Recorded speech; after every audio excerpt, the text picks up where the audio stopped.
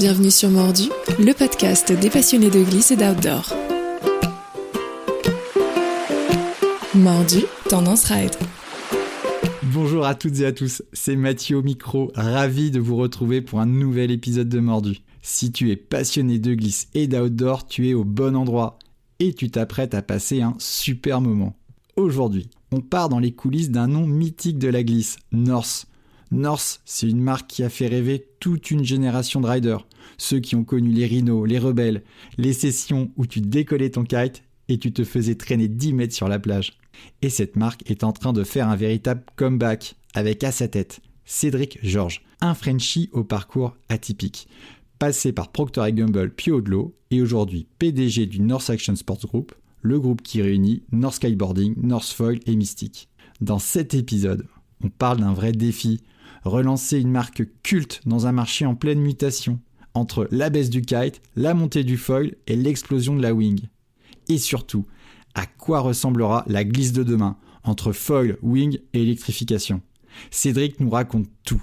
La reprise de North après la tempête, la stratégie produit, les ambassadeurs, la distribution, mais aussi sa vie de CEO entre Annecy et les Pays-Bas.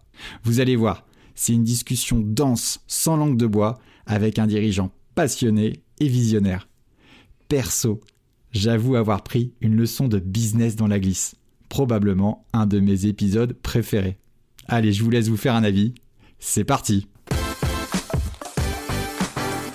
Salut Cédric, merci de nous recevoir. Salut, merci à toi de m'inviter à ton podcast. Écoute, je suis très content qu'on fasse cet épisode avec un Frenchie qui a récemment pris la tête d'un groupe dans les sports de glisse. Alors North, c'est une marque mythique. Alors j'ai déjà fait le coup avec Cabrina, donc je vais pas dire que c'était mon premier kite, mais moi mon deuxième kite c'était une North Rhino. North c'était la référence du marché. Alors là on était sur des ailes à l'époque super puissantes, c'est le début des années 2000. Tu décollais un kite, tu te faisais traîner 10 mètres sur la plage, c'est pour ça que tu avais d'ailleurs une poignée derrière les harnais. Mais le groupe il possède aussi une super marque que tout le monde connaît qui est Mystic, qui fait des combinaisons, des accessoires. Je pense que la première question que tout le monde va se poser, les auditeurs de Mordu vont se poser, c'est en gros comment est-ce qu'on fait pour devenir DG d'une boîte comme North Action Group ? C'est une super question. Je pense qu'il y a peut-être un peu de hasard et de chance. Mon parcours, il n'a pas forcément été véhiculé pour devenir DG de cette entreprise, mais le fait est que j'ai parvenu à prendre les rênes de North. Ça s'est fait par plusieurs étapes, mais je dirais essentiellement ma connexion au monde outdoor et au sport outdoor. J'avais beaucoup d'engagement dans l'outdoor et ça a plu, je pense, notamment via l'Outdoor Sport Valley où j'étais le président quelques années et j'ai aussi beaucoup œuvré avec Odlo pendant 10 ans, donc j'étais connecté avec le monde du sport et on dit souvent qu'entre la montagne et le monde de la glisse il y a vraiment un lien qui est relativement ténu et assez fort entre les deux sports et je pense qu'on a pensé à moi. J'avais dans mon réseau quelqu'un qui travaillait dans le groupe et qui a dit tiens, Cédric pourrait être la bonne personne. Et puis du coup, c'est vrai que c'est une opportunité qu'on a du mal à refuser quand on a cette chance de pouvoir diriger une entreprise comme celle-là. Donc j'ai sauté le pas il y a maintenant près d'une année et je ne regrette pas du tout. Ce qui est rigolo, c'est quand on regarde ta carrière, tu as sauté le pas 2 fois en fait. Tu as fait un premier jump, toi tu as commencé chez Procter & Gamble. Alors Procter & Gamble, pour ceux qui ne sont pas dans l'industrie du commerce, c'est une énorme boîte de grande distribution qui vend des éponges, du ketchup, enfin plein de trucs. Et tu as réussi à aller de cette marque-là, très puissante, énorme, chez Odlo, oui. Spécialiste de l'outdoor, hein, qui fait notamment des sous-vêtements dans le ski, super technique. Comment tu as fait déjà ce premier passage ? J'avais une formation de prépa, école de commerce relativement classique et en fait quand tu sors d'école de commerce, ton rêve c'est de travailler dans ce que tu aimes faire et donc bien sûr étant fanatique de sport, venant d'Annecy, très connecté à la montagne et donc au ski ou alors au sport, je faisais beaucoup de football, j'ai essayé de rentrer chez Salomon, chez Nike, enfin dans toutes les entreprises qui gravitaient autour du sport et pour moi j'ai échoué lamentablement et donc du coup j'ai pensé à la grande conso pour être peut-être formé et bénéficier de l'expérience de grands groupes. Et quand on a 24-25 ans, c'est pas grand-chose en fait de la vie, notamment la vie professionnelle. Et Procter m'apparaissait être une des chances les plus intéressantes pour apprendre, notamment le commercial. Donc je suis rentré chez Procter. Puis après, au bout de 10 ans, j'ai appris énormément. J'ai appris du management, j'ai appris à vendre. Alors vendre des lessives, vendre des rasoirs, c'est très intéressant, mais c'est vrai que c'est loin de vendre des produits de sport. Et donc j'ai eu cette opportunité de basculer d'un énorme groupe à une entreprise beaucoup plus à taille humaine qui était la marque Audelot, que je connaissais très peu, mais qui était basée à Annecy pour tout ce qui était l'entité française. Et c'était pour moi une bascule dans le monde du sport, une opportunité qui ne se refuse pas. Aussi la possibilité de passer du commercial à la direction générale d'une petite entreprise. C'était quelque chose sur lequel je voulais me tester aussi. Donc j'ai fait le pas, qui était déjà un pas un peu ambitieux, un risque peut-être calculé ou un risque complètement fou, parce qu'à ce moment-là, j'étais expatrié à Genève, dans des conditions assez exceptionnelles. Et le but était d'aller dans l'industrie du sport en acceptant de diviser son salaire, en acceptant un challenge qui semblait impossible à réaliser. Et pourtant, j'ai sauté le pas et je ne le regrette pas non plus. Et tu es arrivé directement DG de Audelot ? J'étais DG France, on va dire country manager de la marque en France, qui était un des pays importants mais pas stratégiques pour la marque. Donc j'ai pu développer la France pendant 2-3 ans. Ça a fonctionné très bien et ensuite on m'a proposé de gérer les clients internationaux, la go-to-market, ça a marché. Ensuite on m'a donné l'Europe de l'Ouest avec l'Espagne, l'Angleterre, l'Italie, le Benelux. Et comme j'ai réussi à le développer comme la France, on m'a permis à la fin chez Audelot d'être responsable de toutes les filiales et de la stratégie commerciale du groupe. Donc ça c'était super, j'étais en Suisse tout en restant localisé avec la famille à Annecy. Donc il y avait vraiment un setup parfait au sein d'Audelot. Mais j'avais toujours au fond de moi cette volonté d'aller à la case supplémentaire qui était de diriger une entreprise et d'avoir la full responsabilité. Et là, vous avez deux choix. Ou vous êtes entrepreneur et vous créez votre boîte, ou vous êtes CEO ou DG d'une boîte. Et là, j'ai eu l'opportunité de le faire en quittant Audelot et en rentrant à North Action Sport. Comment tu fais pour convaincre Audelot ou North Action Sport là, de te prendre, toi qui es à chaque fois un newcomer dans l'environnement, dans des environnements où le fait d'être soit un ancien athlète, soit un expert du secteur, comment tu fais toi pour te crédibiliser à chaque fois ? Alors je pense que le vrai seul entretien que j'ai réalisé, c'est quand je suis sorti d'école de commerce en 2004 et que j'ai dû rentrer pour convaincre Procter de m'embaucher comme commercial terrain. Et depuis, j'ai quasiment pas fait de vrai entretien pour être recruté. J'en ai fait, bien entendu, parce qu'il y a toujours un peu de vérification avec les DRH. Mais les gens sont plutôt venus vers moi pour me proposer l'opportunité de rentrer chez Audelot ou ensuite ici chez Action Sport. Et ça vient peut-être aussi parce qu'ils ont observé que je pouvais répondre à un besoin qu'ils avaient identifié. Alors pourquoi ils sont venus me chercher moi spécifiquement pour Audelot ou pour Action Sport ? J'ai essayé aussi de faire en sorte que ce que j'avais réussi à réaliser chez Procter ou chez Audelot soit visible. J'ai utilisé beaucoup LinkedIn. J'ai essayé également pas de me marketer en tant que produit, mais en essayant de montrer que je pouvais faire des choses. Et je pense qu'ils ont été très connectés, ils ont observé ce que j'avais pu réaliser. Notamment pour Action Sport, on est venu me chercher parce qu'on avait collaboré avec un cabinet de conseil, McKinsey, et la personne avait été, je pense, intéressée avec l'approche que j'avais pu mettre en place. Et quand ils ont recherché quelqu'un ici, il a pensé à moi et ça a matché relativement vite avec la structure et c'est comme ça qu'on m'a fait confiance. Donc j'ai pas fait beaucoup d'entretiens, j'ai jamais postulé en dehors de Procter à un job. Et on m'a toujours en fait apporté ces opportunités. Donc je sais aussi saisir la balle au bon ou au rebond quand elle arrive. J'ai pu parfois refuser des postes ou alors tenter des postes sur lesquels j'ai pas été au bout d'un processus. Notamment dans le passé, on m'avait approché pour des postes de CEO dans l'industrie du sport. Ça m'arrivait quand même d'échouer à un processus de recrutement, mais j'ai pas vraiment fait en tant que tel une démarche forte, alors que là, c'était vraiment quelque chose que je voulais réaliser. Alors ce qui est marrant, c'est que cette bascule de la grande distribution Audelot, de la outdoor, bon, c'est un grand saut, mais en fait je pense qu'on sous-estime le saut de l'outdoor vers les sports nautiques en fait, parce que quand on voit de loin on se dit bon, glisse, outdoor c'est pareil, mais en fait c'est deux marchés qui sont très différents. Est-ce que tu peux le dire et tu peux témoigner, c'est vraiment deux marchés différents ? Oui, radicalement. Alors déjà, la grande conso et le sport sont deux marchés totalement différents. Dans le sport, vous avez les sports, le mass sport qui inclut le lifestyle, qui est drivé par Nike, Adidas, c'est également une approche du sport différente de ce que fait le sport outdoor. Et le sport de glisse est encore à un niveau différent. Ça vient de la maturité des marchés, ça vient des industries qui y participent, que ce soit les revendeurs ou les marques. Ça vient de la taille. C'est quoi la taille de l'outdoor, du marché outdoor ? C'est plusieurs milliards en France, je crois que c'est 13 milliards. En France ? Ouais, la glisse, ça va jouer en centaines de millions. Donc vous voyez, on n'est pas sur les mêmes échelles. Si tu regardes Nike qui opère à 45 milliards, la plus grosse marque dans le sport outdoor va opérer autour des 1 à 2 milliards, 3 milliards. Mais tu vois, on est dans des ratios d'échelle. 1 à 10 par rapport au sport en général, et le glisse, c'est seulement 1 à 25, 1 à 30 plus petit. Ah ouais. Oui. Donc les revendeurs les plus gros, par exemple dans le sport de glisse, font 10 à 20 millions. Dans le sport d'outdoor, on parle de 100 à 300 millions, 500 millions. Il y a des clients à 1 milliard, à 2 milliards, 3 milliards comme REI aux États-Unis. Donc on ne parle pas de même échelle en fait. Et donc les faiseurs comme North Face, Salomon opèrent aussi sur des levels à plusieurs milliards. Dans le sport de glisse, les plus grosses entreprises font 80, 100 millions. Et du coup, tes potes, ton réseau dans l'outdoor, ils ont dû se dire c'est un malade. C'est un fou. Je pense pas, ils sont assez sympas. Assez sympas. Ils ont compris. Moi, ce qui me motive, c'est le côté entrepreneur et réussir des choses sur des marchés sur lesquels je vois du potentiel et apporter mon savoir-faire tout en essayant de structurer des marchés qui sont en plein structuration en fait. Et j'ai vu mon opportunité d'apporter de la valeur ajoutée sur cette industrie, tout en étant complètement externe à cette industrie. Parce que je suis arrivé, je ne kitais pas, je ne faisais pas de foil, je faisais un peu de wakeboard sur le lac d'Annecy. Voilà ma connexion au sport d'eau. J'ai fait un peu de nautisme quand j'étais jeune, du catamaran, un peu de planche à l'école, mais c'est tout. Donc moi, je viens vraiment du ski, je suis plutôt connecté avec la montagne. Donc c'était un saut en avant.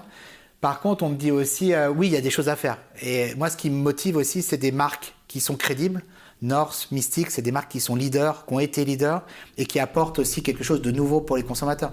Et à partir de là, que vous gérez 1 milliard ou 1 million, les problématiques sont les mêmes, la motivation doit rester la même. Donc moi, ce n'est pas vraiment le chiffre qui me motive le plus, quoi. Quand tu débarques dans ce secteur, c'est intéressant, j'imagine que tu l'as analysé. C'est qui les grands acteurs, c'est quoi et la chaîne de valeur? Ouais, alors le plus gros acteur, je pense, dans l'industrie du sport, d'action sport, c'est Boards & More, je pense, qui aujourd'hui opère, je disais, entre 80 et 100 millions. Ça doit donc jouer. Boards & More, c'est la marque Duotone et Ion. Qui a été historiquement le distributeur de la marque North, dans lequel North était leader. Et puis après, il y a à peu près 7 ans, la marque a été reprise par le groupe North Technology Group. On va en reparler tout à l'heure. En partant de zéro. Et du coup, maintenant, on est en concurrence. Et Duotone est toujours le leader du marché. Vous avez des faiseurs importants sur certains marchés comme F1. Cabrina était dans le passé très important. Mais là, on observe quand même qu'il y a une réduction du nombre de marques, il y a une polarisation, une concentration qui se passe. Tout ce qui est après Covid, c'est vraiment quelque chose qui accélère, notamment la digitalisation. Au niveau des gros faiseurs, au niveau des revendeurs, c'est des faiseurs comme Kitemana, Nausicaa en France. Gong a aussi une particularité sur le marché français. F1 est très fort sur les marchés en Europe. Donc voilà, c'est à peu près les marques qui font le tout. Mais il y a aussi près d'une centaine de petites marques qui sont hyper intéressantes, mais qui sont des petites entreprises à part entière et qui font des initiatives très locales. Donc il y a une fragmentation du marché qui est très importante. Les revendeurs également sont fragmentés, avec beaucoup de revendeurs sur des plages qui ont un peu pignon sur rue, qui sont là depuis 30 ans, qui n'ont pas forcément une expérience consommateur clé, mais qui sont là où il faut être, qui n'ont pas forcément une vision de la digitalisation, mais qui sont les bonnes personnes à rencontrer si on veut s'équiper. Donc il y a cette restriction qui crée un peu de problématique. Et tu demandais comment est la répartition de la valeur. On fait des produits assez difficiles à créer, et on fait ça en volume assez restreint. Donc automatiquement, la chaîne de valeur est difficile, c'est-à-dire les marges que font les marques sont assez ténues, et du coup le revendeur a également une marge qui est restreinte. Sinon on arriverait à des prix consommateurs qui seraient complètement disproportionnés. On parlerait peut-être de 10 000 euros pour un kite, ce qui n'est pas du tout absorbable ou acceptable par rapport à ce qu'on propose. Donc automatiquement, les marges qui sont partagées ne sont pas non plus super sexy. Donc là, vous avez des gros faiseurs qui regardent beaucoup la rentabilité. J'ai envie de te challenger là-dessus, parce que ça, c'est un truc qui me fascine, moi, sur le marché des boards. Les boards, alors il y a le surf, mais on voit aussi dans le sup, ça se développe beaucoup. Il y a plein de shapers, en fait. Et moi, ce que je trouve incroyable, c'est qu'il y a des shapers en France, au Portugal, qui arrivent à te sortir des planches faites main, honnêtement, au même prix que celles que tu vas trouver en magasin. Donc là, ça j'ai du mal à comprendre pourquoi tu me dis que la marge elle est si ténue que ça. En fait, si tu te compares dans un monde capitalistique et tu te compares à d'autres industries plus puissantes ou plus fortes ou plus importantes, il y a des ratios de marge qui sont à respecter si tu veux intéresser des capitaux et des investisseurs. Donc, et si on compare l'industrie du sport d'eau, on joue à des niveaux de rentabilité et de marge qui sont beaucoup plus faibles que d'autres industries comme le footwear par exemple ou le lifestyle dans la textile. Donc à partir de là, c'est une réalité. Yoga Fitness et qui en fait s'implantent dans les villes et pour s'implanter dans les villes, avant d'ouvrir leur magasin, créent une communauté avec des influenceurs, avec des ambassadeurs qui vont raconter l'histoire de la marque, faire tester la marque et faire connecter la marque à des gens d'influence. Et en fait, il faut qu'on continue à stimuler le marché par des gens qui ont envie d'aller sur ce marché-là. On voit qu'il y a beaucoup plus de gens qui regardent les marques North et Mystic que de certaines marques outdoor. Donc il y a quand même une audience, il y a énormément de volonté d'y aller. Maintenant, je l'ai vécu moi-même, je ne suis pas un consommateur. Et ça fait peur. Quand vous avez 45 ans et que vous devez aller faire du kite, vous vous posez la question, est-ce que c'est le bon moment de ma vie pour me lancer dans le kite? Pourtant, une fois que vous avez testé le kite, vous dites, oui, il faut faire attention, oui, il y a la sécurité, mais ça reste quand même du plaisir, ça reste de la glisse et c'est assez accessible quand bien même. Bien entendu, il y a le marché aussi, il y a le coût aussi. Acheter un kite, acheter une voile, c'est peut-être un peu cher aussi. Donc la location est une façon aussi de tester aussi et d'aller sur les spots sans avoir beaucoup de contraintes. Donc voilà, c'est tout ça qui va essayer d'être développé et on va essayer de le pousser au maximum sur les années qui viennent. Ok, innovation produit, création de clubs sur place pour fédérer, créer la communauté. Très clair. Ils t'ont pas fait un cadeau, les mecs qui t'ont recruté, parce que tu es quand même arrivé à un moment très particulier dans cette boîte-là. Tu l'as parlé, il y a la fin de la période post-croissance, post-Covid, 2021-2022. Je parlais avec les gens de l'industrie. Alors là, tout le monde s'équipait, c'était plus 30, plus 50%, c'était le feu complet. Et alors c'est vrai dans cette industrie-là, mais c'est vrai partout. Tout le monde a stocké, tout le monde a recruté. Puis alors là, atterrissage en mode hyper violent de tout le monde. T'as ça. Il y a un autre contexte qui est l'explosion des différents supports. Le post-Covid, c'est aussi l'arrivée du wing, du foil assist, avec une redistribution des cartes. Et puis en plus, alors ça c'est un sujet très structurel au marché. Et puis après, il y a un truc un peu conjoncturel, tu l'as dit. Il y a North il y avait un peu une crise d'identité. Je vais revenir dessus très brièvement, mais il y a le précédent directeur général de la marque qui est décédé dans des conditions très dures. C'était quelqu'un de jeune qui est parti d'un cancer. Qu'est-ce qu'on fait quand on arrive là-dedans en fait? C'est pas un cadeau. Le contexte était encore plus émotionnellement compliqué parce qu'il y avait une société qui n'avait plus de dirigeants, même s'il y avait une intérim qui avait été mis en place. Mais c'est le genre de challenge qui moi me fascine parce qu'en fait vous vous dites ok, il y a tout pour rater. Mais c'est également hyper valorisant si on arrive à sortir de l'ornière et à relancer l'entreprise sur les bons rails. Et donc c'est aussi ça, c'est découvrir quand vous arrivez à une situation qui vous a pas forcément été présentée comme elle doit l'être, un peu comme je l'ai eu chez Odlo. C'est toujours difficile de présenter une situation où c'est compliqué parce que si la tâche est rude, les gens ont peut-être du mal à se projeter. Moi, au contraire, c'est ce qui m'anime. Donc, chez Odlo, j'avais la même situation. On m'avait dit cette image, et je trouve que c'est assez intéressant. Chez Procter, tu es au sein d'une Porsche qui roule sur l'autoroute, mais tu es passager arrière et tu profites de la Porsche qui t'emmène. Chez Odlo, tu vas rouler dans une Fiat qui sera pas forcément bien équipée, bien rodée, mais ce sera ta Fiat et c'est toi qui conduis. Moi, ça me plaît de conduire une voiture qui va pas forcément à la vitesse qu'elle devrait aller et de faire en sorte qu'elle arrive à optimiser pour devenir le véhicule, pourquoi pas une petite Porsche à terme. Tout ça fait que ça m'anime au quotidien. Après, quand vous faites face à autant de complexité, vous devez prioriser. Donc, vous devez comprendre en fait ce qui fait que l'entreprise fonctionne ou fonctionne pas, et ensuite synthétiser en fait les actions qui vont permettre de corriger la direction de l'entreprise. Mettre en place une vision, mettre en place un plan d'action, aligner le plan d'action avec l'équipe dirigeante, s'assurer que l'équipe dirigeante est alignée entre elles et ensuite puisse embarquer le reste de l'organisation. Donc passer par une phase d'écoute, écouter beaucoup. J'ai passé beaucoup de temps, près de 100 jours, à visiter les clients, à voir les consommateurs, à parler avec les différents marchés, à parler avec les commerciaux, à parler avec les agents, à parler avec les salariés. Et en fait, voir ce qui va pas, ce que je dois garder, ce que je dois modifier. Et ensuite arriver avec une conviction basée de mon expérience et à partir de là, mettre en place la stratégie qui me semblait être la bonne. Ensuite, la communiquer, la vulgariser pour que les gens la comprennent, pour qu'ils puissent ensuite l'exécuter et faire en sorte qu'on ne parte pas tous dans des chemins différents parce qu'il n'y a rien de pire par rapport à ça. Et après, mon objectif, c'est de faire en sorte que l'entreprise elle ait cette vision et qu'on s'y tienne. Voilà. Alors, il y a un truc qui ne devait pas être facile, c'est que on dit souvent que la glisse, il y a une espèce de nouvel âge d'or là, en ce moment, avec des sports de glisse. Mais alors, il y en a un tous les 6 mois qui apparaît, quoi. Donc le foil, la wing, le para-wing. Je pourrais te parler du dog start, le downwind, le toe-in, le foil assist. Tu la vois, qu'est-ce que tu t'es dit là? Tu as analysé le marché, c'est quoi le truc sur lequel tu vas miser, toi? Moi, je pense que, bien entendu, les nouveaux sports de demain doivent passer par plein d'essais et bien entendu qu'il y a plein de frémissements parce qu'on a envie de découvrir qu'est-ce qui va être derrière le foil. Pour moi, le foil, on est encore qu'à ses débuts. Il y a tellement déjà à réaliser sur le foil. Sur le kite, j'ai également beaucoup de parts de marché à prendre puisque North n'est toujours pas numéro 1, on est challenger et on doit devenir numéro 1. Donc moi, j'essaie d'être très concentré sur les marchés clés qu'on a déjà aujourd'hui, le kite et le foil. Bien entendu, je vois le foil devenir potentiellement le plus gros marché à terme, donc c'est là où j'ai le plus de potentiel de croissance de marché, mais sur le kite, j'ai beaucoup de parts de marché également à prendre. Et à partir de là, sur les 5 prochaines années, on a essayé d'identifier où il est facile de grandir et de grossir, et qu'est-ce qui va nous permettre de prendre ces parts de marché ou de grossir sur ces catégories.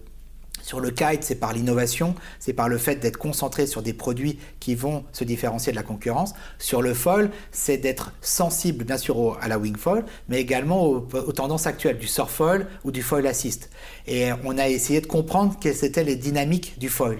Et moi, je vois beaucoup l'électrification arriver. Je l'ai observé aussi à AWSI, à Wood River en septembre. C'est clair qu'il y a un trend qui est en train d'arriver. Maintenant, c'est aussi une technologie qui est en phase de démarrage, qui est assez coûteuse. J'ai vu le Parawing. Pour moi, c'est complexe. F1 est arrivé avec la plume, je crois. Pour moi, c'est quand même encore une extra niche du foil parce que ça nécessite une maîtrise du sport qui est encore plus complexe. Et moi, je suis plutôt... Comment tu sais ça? C'est marrant parce que je pense que c'est très vrai, mais comme t'es pas un pratiquant professionnel, parce que c'est vrai que c'est un truc niche. Comment tu sais que le Parawing ça va rester niche? Déjà, ça m'intéresse. Par nature, j'essaie d'être curieux. Et quand je ne sais pas, je demande et j'observe. Et quand j'ai un faisceau convergent de personnes qui me disent « Cédric, c'est sympa, mais j'y arrive pas. » Et ça fait 20 ans que je fais de la wing. Ok, donc je te dis, bon, bah, c'est déjà plus complexe. Donc je ne suis pas le seul à galérer. Et après, quand je vois des gens qui sont des stars sur le wingfoil et je les vois galérer également moi-même sur la rivière Columbia, et je dis « Ah oui, ça va être compliqué. » Quand ils ne peuvent pas revenir downwind alors que c'est quelque chose qui est un prérequis aujourd'hui, je me dis « On est encore dans des limites. » Donc, j'essaie de calmer les expectations sur la partie Parawing. Maintenant, c'est aussi sympa parce que si on trouve le système de rétracter sa voile et de pouvoir bénéficier du foil, bien entendu, ça c'est peut-être ce qui fera que ça fonctionne. Aujourd'hui, on en est à une base un peu, pas archaïque, mais il faut soi-même consolider sa propre voile, la mettre dans sa poche arrière. Enfin, pour moi, on en est à des balbutiements. Par contre, si on trouve la solution de rétracter la voile, de pouvoir la ressortir, de l'utiliser et que la personne puisse utiliser le foil sans avoir à retomber au sein de l'eau pendant plusieurs minutes, bah là, on a peut-être trouvé le prochain sport.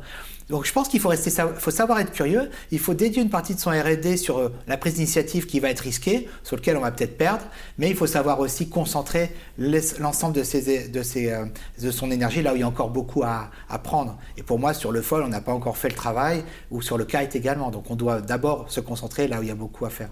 Bah, le foil assist, pour que tout le monde soit très clair, c'est le fait que sur les foils, maintenant on va pouvoir on met des petites turbines électriques qui permettent de générer la puissance. Et on peut soit faire du foil électrique, on a vu Emmanuel Macron est fan de foil électrique, il en fait tous les ans avec un de tes concurrents, Redwood Paddle, là, il appelle Chris de France pour taper un foil tous les étés. Et puis il y a aussi des principes où on lance la turbine, on est en l'air, on chope une vague et là on arrête l'électrification et on peut surfer la vague. Ouais. C'est un truc de dingue parce que ça permet d'ouvrir des conditions presque à l'infini, de surfer des vagues tout seul. Moi j'y crois beaucoup, il y a le prix, c'est très cher, 5 à 10 000 euros pour s'équiper aujourd'hui. J'ai l'impression que le prix ne va pas tellement baisser. Moi j'espère que ça va tomber à 2 000 et pour pouvoir m'équiper, mais j'ai l'impression que ça va pas être le cas. Ça va rester, je pense, au-dessus des 5-6 000 euros et ce sera difficile de descendre en dessous. Maintenant, des gens qui ont des maisons au bord de mer ou qui ont des maisons au bord de lac, parce que les lacs, ça peut être également hyper intéressant si c'est permis de l'utiliser dans le lac. Des gens qui ont les moyens aussi de s'équiper. Aujourd'hui, vous voyez des gens mettre 15 000 euros sur un vélo de course. Donc le prix, en fait, n'est pas forcément, quand on est passionné, une barrière. Une personne qui n'a pas les moyens simples de s'acheter ce type d'équipement va peut-être économiser très longtemps, mais à un moment, il aura la possibilité d'acheter. Moi, ce que j'observe, c'est si la technologie ne peut pas baisser en prix, il y aura toujours quand même un marché. Et bien entendu, comme c'est à forte valeur ajoutée, regardez les iPhones aujourd'hui, si on parle de 1 500 euros pour un téléphone, c'est des sommes importantes. Et pourtant, combien de personnes vont sacrifier pour avoir accès à un iPhone? Beaucoup. Donc, pour moi, ce n'est pas forcément un problème à partir du moment où le produit répond à un besoin ou libère une consommation que quelqu'un a besoin d'assouvir. Et il va faire en sorte de pouvoir accéder aux produits au prix marché. Il y aura certainement des technologies qui viendront à des prix inférieurs. Par contre, ça viendra certainement en dégradant ou la qualité de la batterie ou la qualité de la glisse. Et là, après, c'est le consommateur qui décidera si ce qui est proposé à un prix inférieur est toujours aussi bon en termes d'expérience. Moi, je pense qu'il y a un truc qui est hyper important, c'est de ça dont on discute avec les gars et les filles sur les spots, c'est l'interopérabilité. En fait, aujourd'hui, le problème quand tu es passionné, c'est pas tellement de mettre les 5000 balles dans le truc parce que tu es un passionné, donc c'est ton rêve. Le problème, c'est qu'il faut que tu mettes 5000 € dans le foil assist, 1000 € dans le foil, tu as envie de faire du downwind, donc tu achètes un truc, il faut renouveler le kite, les kites maintenant c'est 2000 €. Et en fait, le sujet, c'est pas tellement d'acheter un truc à 5000 €, c'est qu'aujourd'hui, quand tu as un rider passionné avec la multiplication des supports, ton garage, mais c'est... Ouais, il faut un van. Non. Alors ça, je le dis tout le temps, c'est plus un van, il faut la baraque. Petit camion. Il faut un garage. Il faut le garage sur le spot. Et puis, tu vois, faut s'équiper. Et puis, en plus, c'est du matériel qui s'entretient. Donc, en fait, le problème des passionnés dont je fais partie, c'est pas tellement le coût, c'est la gestion du stock. Ouais, le renouvellement. Enfin, là, un kite, c'est 400 € par an pour le renouveler. Ouais. Et donc, les boards, c'est pareil. Et donc, tu te retrouves... Moi, quand je dois renouveler mon matos, maintenant, c'est des milliers d'euros tous les ans. Et ça, je peux le comprendre. Et il y a un sujet d'interopérabilité, me semble-t-il. Interopérabilité, aussi peut-être, bien sûr, on est toujours à vouloir acheter la dernière innovation. On a des kites qui sont quand même très performants. Nous, on essaie de faire des produits qui sont durables. On a la transition, elle est quand même ancrée dans l'entreprise. Et on préfère faire un kite qui reste sur de la durée plutôt qu'un kite qui doit être changé. La seconde main est un marché hyper important sur la partie kite. Notamment, je l'ai découvert avec les revendeurs. Je ne m'attendais pas à ce que ce soit aussi important. Et bien, tant mieux, parce que ça veut dire aussi qu'on promeut la responsabilité environnementale au sein de cette industrie. Maintenant, c'est vrai qu'on a complexifié cette industrie énormément. Et parce qu'on veut proposer plusieurs sports, plusieurs activités, on complexifie beaucoup l'accessibilité. Gong, par exemple, a essayé de simplifier. Et ça, c'était hyper intéressant dans leur concept. Parce que quand vous simplifiez l'accessibilité, les consommateurs, ils adhèrent. Parce que pour eux, c'est aussi beaucoup moins de complexité. C'est pour ça que je pense aussi beaucoup au club. Je pense aussi à la location de matériel. Et les gens vont devoir faire des choix économiques et aussi des choix de possession. Il y a aussi une nouvelle mouvance qui est de moins posséder. Alors, on n'en fait peut-être pas partie, Mathieu, parce qu'on est un peu plus âgé que le nouveau consommateur qui rentre sur le marché. Mais je pense que les nouveaux consommateurs vont moins posséder. Ils vont vouloir plus avoir de l'expérientiel. Donc ça, il faut qu'on l'ait compris et qu'on leur apporte des solutions clés en main. Et ils seront plutôt sur la location ou de l'échange de matériel plutôt que vraiment posséder en tant que tel. Parce que ça fait pas de sens à la fin d'avoir autant de matos qui stockent dans son garage. Ça peut amener un divorce parfois parce que voilà, il faut pouvoir le vendre. Mais voilà, j'ai conscience. J'ai beaucoup de problèmes avec ma belle-mère dans notre maison de vacances. mais de moins en moins de gens possèdent leur propre ski. Tu le vois, donc je pense, et pourtant on a du top niveau en termes de matériel qui se loue sur les stations de ski. Donc aujourd'hui, avoir du matériel de très haut de gamme qui se loue à un prix très accessible en station, c'est aussi le cas. Donc il faut qu'on s'assure aussi que les gens, quand ils voyagent, n'aient pas forcément besoin d'avoir leur transport. Maintenant, je peux comprendre aussi que c'est de la passion. Donc, qui dit passion, les gens ont besoin de s'équiper. Ouais, mais il y a le principe de réalité. Et moi, pour le fait, tu vois, ça fait... Alors, tu as rappelé mon grand âge, qui n'est pas si grand âge que ça, très cher.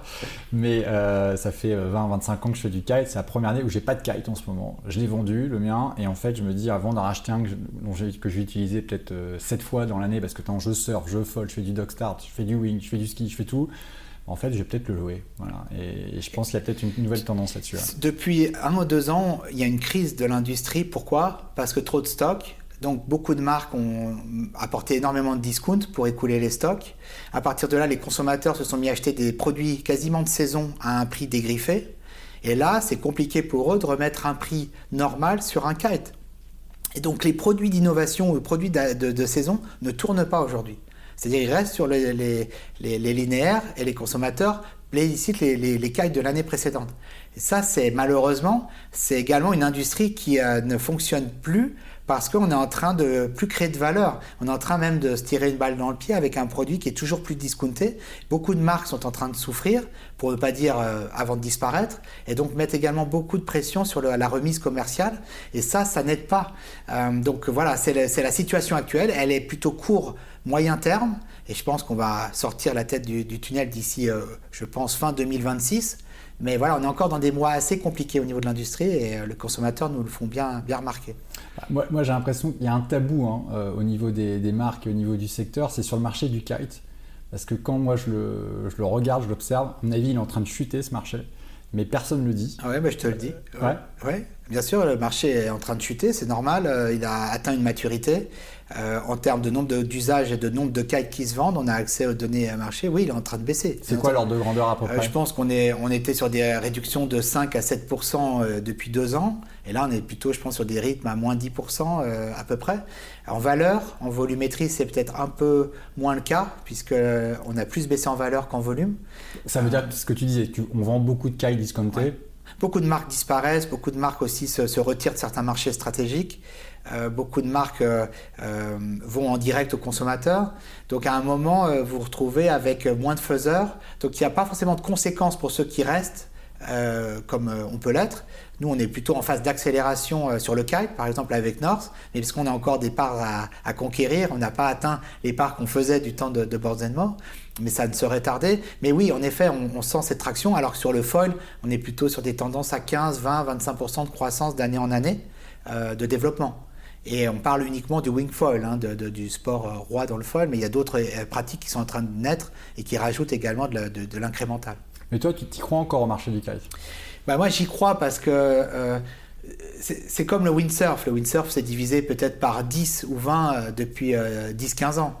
Il y a toujours un marché sur le windsurf qui est peut-être autour des 50 000 voiles par an, peut-être un peu plus, peut-être un peu moins, c'est toujours difficile. Tant que le marché il est présent et qu'il y a une consommation, et quand on parle avec des gens qui gèrent des clubs, c'est 30% le marché du windsurf de la location. Donc c'est intéressant. Donc le marché est vieillissant, mais il y a aussi des nouveaux consommateurs qui arrivent. Donc c'est un marché qui restera toujours. Et nous, North, on vient de la voile. Donc en windsurf, on devrait être les meilleurs parce qu'on pourrait transiter la technologie de la voile vers le windsurf. Donc pour te répondre, moi, tant qu'il y a un marché qui est à un niveau intéressant et sur lequel on peut prendre des parts de marché, il faut le considérer. Maintenant, il faut que le marché soit à une taille qui soit acceptable. Si on parle de l'ultra niche, je vais réfléchir à 2 fois, est-ce qu'il faut investir pour rentrer sur ce marché-là? Mais certains marchés, les premiers à initier le wing foil, c'était un tout petit marché et finalement c'est devenu un très gros marché et ça va continuer. En termes de consommation, moi je viens d'Annecy, j'ai la chance de vivre près du lac. Il y a très peu de kites sur le lac, il y en a de moins en moins. Par contre, le wing foil est en train d'exploser. Et en termes de praticité, je vois des gens un peu de tout avenant qui vient sur le sport peut faire du wing foil. Sur le kite, ça nécessite un peu plus d'engagement. Donc je vois plus de potentiel de marché sur le wing foil. Après, il y a quand même un peu de dangerosité. Le foil, c'est quand même un élément très coupant. Et il faut quand même appréhender cela. Il y a quand même du risque. Il faut qu'on sache aussi s'assurer qu'il n'y ait pas une crainte par rapport à ça et aussi qu'il y a de la protection et de la sécurité. Bon, je pense que c'est une crainte pour le coup qui est injustifiée. Autant côté kite, il y a eu plein d'accidents et des gros problèmes. Côté wing, c'est vrai que ça fait peur, c'est impressionnant. Mais en fait, des vrais accidents... Non, il n'y en a pas tant que ça. Mais j'ai quand même eu un copain de Paris qui était en foil assist et qui, malheureusement, le foil assist s'est pas arrêté. Et le foil est venu, heureusement qu'il avait un casque, mais il est venu percuter son visage. Et il lui a coupé le visage. Donc après, c'est pas de bol, mais quand ça arrive, ça fait très mal. On est en train de réfléchir sur des innovations wetsuit pour éviter aussi que la peau soit coupée par le foil. Et donc, on met des renforts anti-abrasifs pour éviter en fait que la combinaison soit coupée et que la peau soit coupée. Ouais, mais tu vois, ce qui est marrant, c'est que... et toi, tu viens du ski et tout ça, mais ce qui est dingue, c'est qu'il y a ce côté, on va dire, c'est dangereux. Et en fait, je te dis, oui, tu peux prendre ton foil, une cicatrice, tout ça. Quand tu vois le nombre de gens qui meurent ou sur les pistes, sur une piste bleue, qui sont fracassés... et en fait... les traumas. Les traumas. Et les gens se disent, moi, je vais faire du ski. Tout le monde fait du ski. Et le wing, c'est le foil, c'est hyper dangereux et tout ça. Bah non, je vous dis, le wing foil, c'est beaucoup, beaucoup moins dangereux que d'aller sur une piste bleue week-end de février des Parisiens à la Plagne. Mais il y a eu un des gros accélérations du ski, même si le ski reste aussi un sport malheureusement limité en termes d'accessibilité, parce que ça coûte très cher d'aller skier. On voit que les écoles du ski français ont fait un travail aussi d'évangélisation, de mise à niveau du skieur moyen. Et c'est vrai que s'il y avait une professionnalisation des instructions, si on pouvait avoir aussi des fédérations qui poussent pour aider. On a beaucoup d'écoles de voile pour le nautisme, mais ça fonctionne pas forcément sur la partie. Il y a des initiatives, mais c'est pas aussi développé. Et ça aiderait, je pense, beaucoup à la pratique. Et ça permettrait aussi aux parents d'initier leurs enfants. C'est souvent quelque chose parce que les parents sont addicts, ils essayent de transmettre. Moi, j'aimerais faire en sorte qu'il y ait de plus en plus de jeunes qui se posent la question, je devrais aller sur ces sports-là parce qu'ils ont une attractivité en termes d'expérience qui est incroyable, quoi. Alors moi, j'ai envie de revenir, on va faire plaisir un peu à ceux qui s'en souviennent, mais alors tu l'as dit, hein, il y a eu une polémique incroyable sur le monde du kite, c'était il y a 7 ans, c'était North Skyboarding qui se séparait et qui devenait Duotone, donc Boards & More qui exploitait la licence, qui perdait la licence, qui créait sa propre marque Duotone, et puis North qui récupérait sa marque et qui allait développer son propre truc. Alors ce qui est rigolo, c'est qu'à l'époque, dans les shops, on disait alors il y a l'ancien North, il y a le nouveau North, ça a duré pendant des années. Ça existe encore, ça, sur le terrain? Vous entendez encore ce truc d'ancien North, nouveau North? Oui, parce qu'en fait, les mots-clés des produits qui étaient associés à North, Evo, Rebelle, et encore une fois, je suis arrivé il y a 1 an dans l'industrie, on m'a raconté l'histoire, parce que j'étais pas là il y a 7 ans, mais je pense que c'est ce qui s'est réellement passé, c'est que Duotone a pu maintenir les termes Evo et Rebelle pour la marque. Du coup, les gens associaient North à Evo et Rebelle et voyaient Duotone écrit et comprenaient pas bien. Donc pour eux, c'était l'ancien North qui était devenu Duotone et c'était le nouveau North pour eux. Et puis maintenant, ils ont arrivé un nouveau North avec un nouveau design, nouvelle brand en termes d'exécution. Et ils comprenaient plus bien avec des nouveaux noms comme le Reach ou le Orbit. Et je pense que les gens se rappellent, mais c'est vrai que North a complètement disparu pendant plusieurs saisons. Faut avoir en tête que le projet est reparti depuis Auckland avec Mike Rapper et ses équipes, et ils sont repartis avec un concept où on a relancé une marque de zéro. Pendant ce temps-là, Boards & More a fait un travail remarquable de reprise du marché avec la marque Duotone et a mis également énormément d'initiatives et c'est tout à leur honneur parce qu'ils ont fait énormément de choses pour l'industrie et ils ont occuper le terrain également pour éviter que North arrive et reprenne son leadership en fait. Et on est en train de vivre en fait, pas mano à mano, mais on est en train de vivre un moment clé, je pense, dans l'industrie de qui va dominer demain l'industrie en termes de marques référentes. Aujourd'hui, clairement, les gens plébiscitent encore Duotone et mon objectif, c'est vraiment faire en sorte qu'ils viennent sur North parce que North, par son ADN, par son historique dans la voile, se doit d'être la marque qui influence et qui drive le sport. Et en tant que tel, il faut qu'on agisse comme leader, même si on est challenger. Donc c'est une des mentalités que j'essaie d'apporter là. On n'est plus challenger de Duotone, on doit se positionner comme une marque leader et les consommateurs doivent le voir et nous plébisciter. Et nos produits doivent être les meilleurs, notre service doit être le meilleur, et tout ce qu'on fait doit le faire avec de l'excellence et à partir de là, on sera récompensé. Et même si on fait des erreurs, on pourra toujours se corriger et s'améliorer, mais on doit tirer vers l'excellence et c'est ça qui nous permettra de dominer. Mais voilà, pour revenir, c'était l'histoire. Et je trouve qu'à l'époque, je ne sais pas qui avait eu cette idée, c'est tout bête, mais il y avait une communication qui avait été faite par North en disant There is only one true North. C'était une communication qui avait été faite, il y a juste un seul vrai North, et puis ça faisait écho en plus à Game of Thrones à l'époque. C'était super fort, ça avait vachement marqué les esprits. Il y a un autre truc qui avait été assez fort, c'est que vous aviez recruté 2 icônes du sport, Nick Jacobsen et Jesse Richman.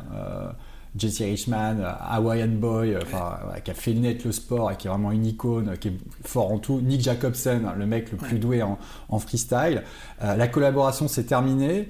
Tu peux nous en dire plus aujourd'hui sur votre stratégie ambassadeur? Je les vois moins, vos ambassadeurs aujourd'hui. Oui, après, ils avaient signé Marc Jacobs, qui est un néo-zélandais et qui a gagné Kota avec l'Orbit. Donc ça a aidé aussi pour... Kota, King of the Air, qui est vraiment la grosse épreuve de freestyle mondial. Sponsorisé, initié par Red Bull, et on est partenaire avec Mystic et North. Et en fait, ça a crédibilisé sur la partie Big Air avec le Kite Orbit.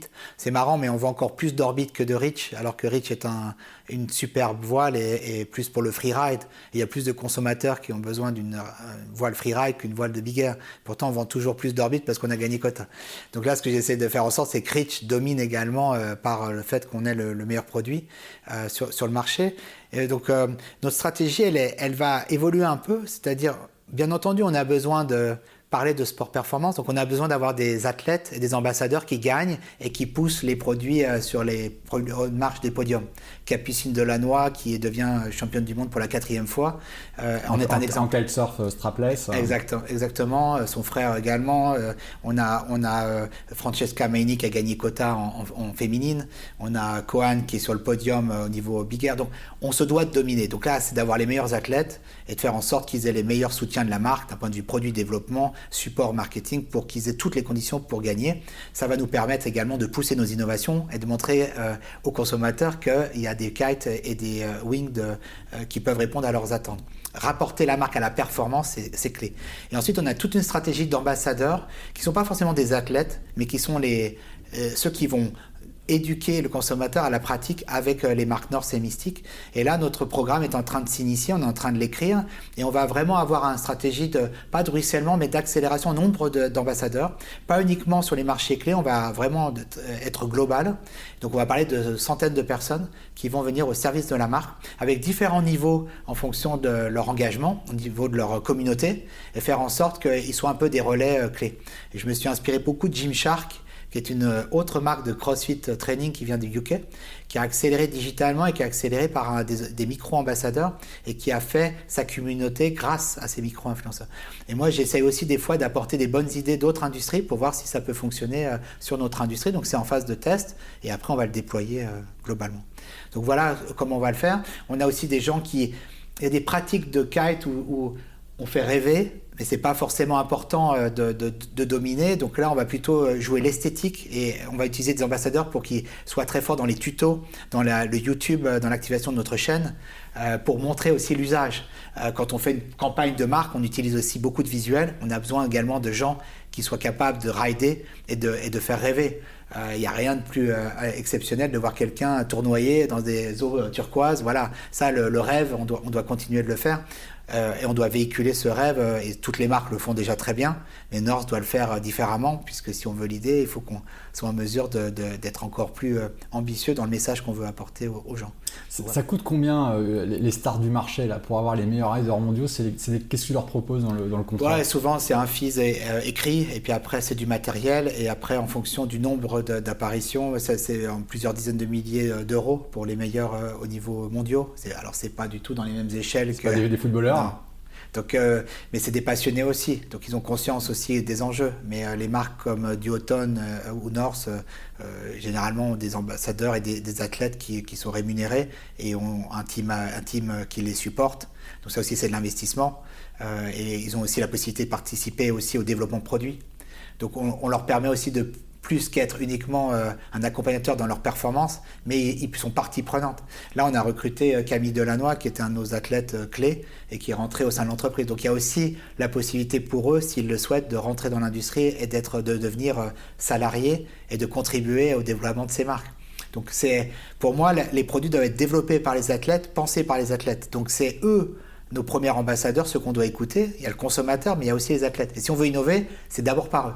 Donc il y a tout cet échange qu'on est en train de faire, et pas uniquement sur les kites. On parle aussi des harnais, des casques, des wetsuits. Donc on prend énormément de feedback, on l'incorpore, et souvent ils prennent plaisir à participer. Et puis on facilite leur transport, la logistique. Donc là, il y a des coûts. Quand ils sont en partie de campagne, ils ont également des fees de support. Donc pour certains, ça peut être quand même, ça leur permet d'en vivre. Après, est-ce que ça leur permet de faire une vie après ça? Je pense que voilà, non, ils peuvent pas vivre toute leur vie. Donc si je suis champion du monde de freestyle en kitesurf, que j'ai 100 000 followers sur Instagram, je peux taper à ta porte, je te demande un contrat de 50 000 euros, tu me files le matos gratos. Et puis si je fais des activations commerciales, c'est-à-dire je fais des posts Insta qui tournent bien, avec des codes promo sur des trucs, ça met du beurre dans les épinards encore, quoi. Ça pourrait être quelque chose comme ça. Ouais. Il y a aussi un truc où, à l'époque, je trouve que Duotone avait bien fonctionné dans le redéploiement de sa marque. On dit souvent les distributeurs sont clés, hein. Les magasins, les shops. Toi, comment ça se passe? C'est quoi ta stratégie vers les distributeurs? Qu'est-ce que tu leur dis? Comment tu les convaincs de plutôt pousser tes produits que celui de tes petits copains? Déjà, c'est d'identifier ceux qui vont rester, parce que malheureusement, l'industrie est en train de vivre également une consolidation au niveau des revendeurs. Beaucoup sont en souffrance, certains disparaissent. Donc il faut qu'on s'assoie quand même sur une marque comme North avec un réseau qui soit stratégique. Donc on a essayé d'identifier nos clients qui sont stratégiques, qui sont en phase de croissance et d'accélération sur les marchés clés. On voit également des clients qui sont tactiques, qui n'ont pas forcément la possibilité de nous emmener sur des millions d'euros en collaboration, mais qui sont hyper importants parce qu'ils sont sur des localisations stratégiques comme Tarifa, comme l'île Maurice et autres. Donc on va essayer d'identifier ces clients-là qui sont tactiques, hyper importants pour le prestige de la marque et la connexion avec les consommateurs. Donc eux, je vais faire en sorte d'essayer de les convaincre que je peux être leur partenaire privilégié et stratégique. Pour ça, je vais essayer d'arriver avec des solutions clés en main de création de valeur.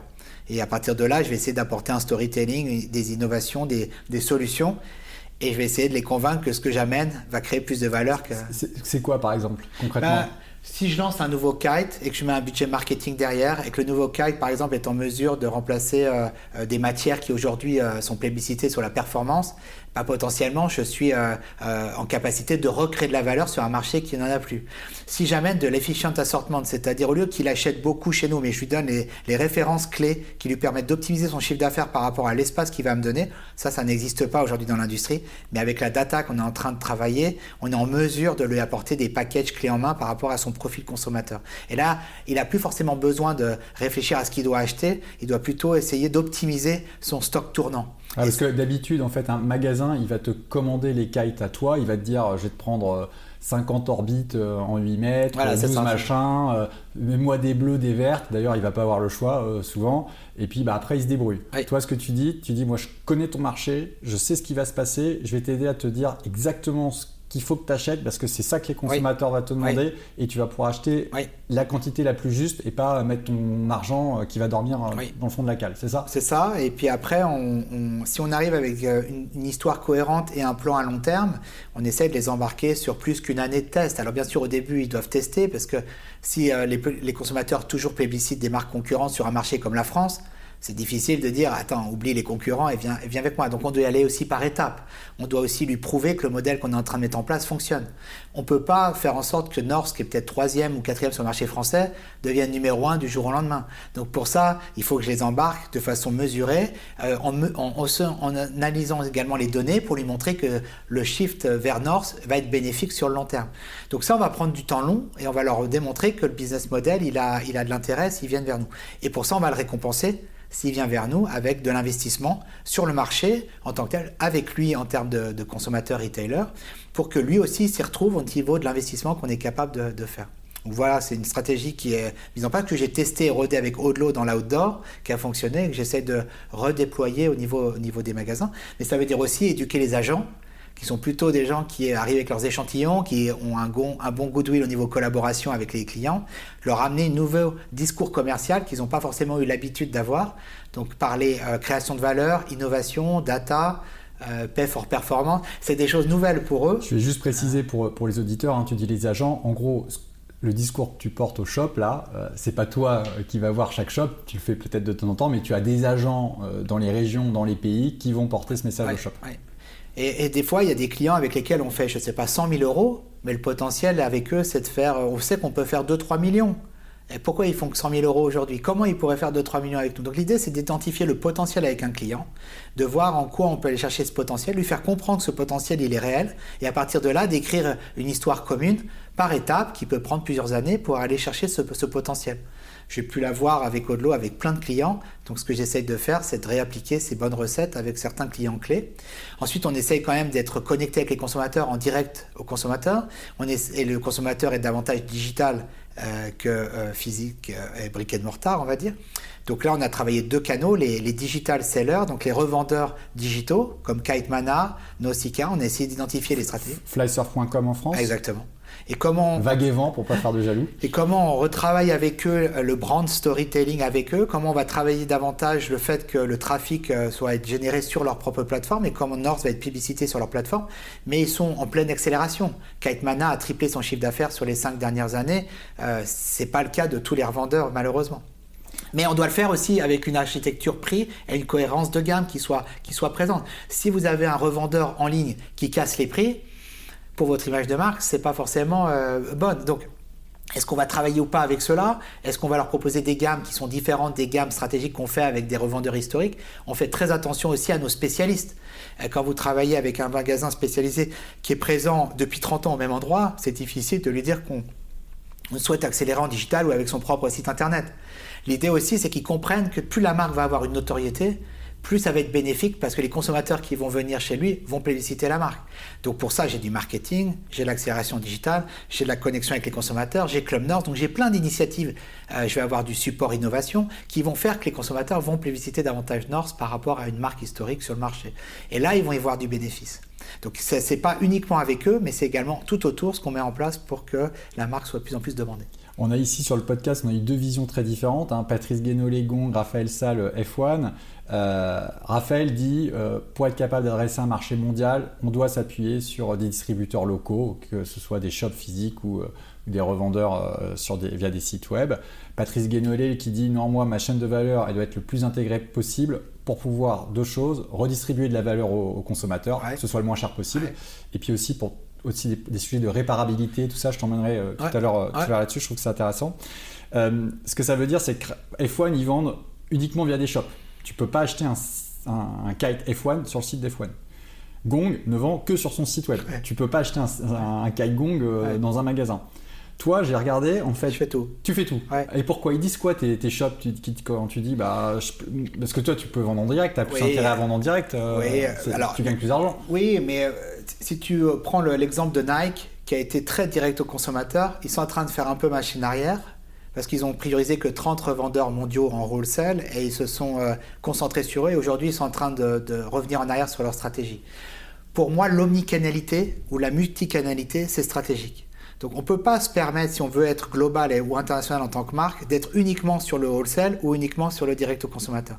Gong a réussi quelque chose de formidable, mais s'il veut aller chercher une échelle de chiffre d'affaires supplémentaire, très vite il va atteindre une certaine limite au niveau de son chiffre. Et il ne va pas pouvoir scaler au niveau mondial, sauf s'il ouvre des boutiques en propre, mais ça va demander énormément de cash, donc il va falloir qu'il ait énormément d'investisseurs derrière. Vu les marges qui sont sorties à la fin, peut-être qu'il va accepter une marge pour son société familiale restreinte, mais s'il a des investisseurs, il va regarder... Et il veut pas d'investisseurs. Voilà. Donc il atteint une limite. Pour la partie d'F1, c'est protéger son réseau, parce que sans son réseau, il n'existerait pas. Donc je comprends tout à fait la stratégie de Raphaël. Maintenant, pour une marque comme North qui se doit d'être globale et intégrée, il nous faut absolument une stratégie multicanale. Et ce que j'ai observé avec Odlo, qui s'est vérifié avec beaucoup de marques dans la outdoor, et qui se vérifiera également sur ce marché-là, c'est que une marque omnicanale ou multicanale permet de mieux connecter avec le consommateur. Et à partir du moment où vous connaissez votre consommateur, vous accédez à de la donnée, et à partir du moment où vous accédez à de la donnée, vous pouvez mieux répondre à ses besoins.